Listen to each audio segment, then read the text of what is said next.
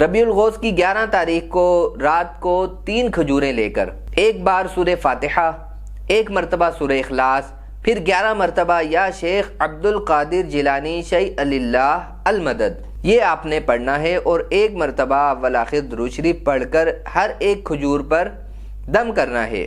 اس کے بعد اسی طرح دوسری اور تیسری کھجور پر پڑھ کر آپ نے دم کرنا ہے۔ یاد رکھیے یہ کھجوریں راتوں رات کھانا ضروری نہیں، جب چاہے کھا سکتے ہیں۔ انشاءاللہ اس کی برکت سے پیٹ کی بیماریوں سے حفاظت رہے گی اور مفید رہے گا۔ یاد رہے شفا دینے والی ذات اللہ پاک کی ہے۔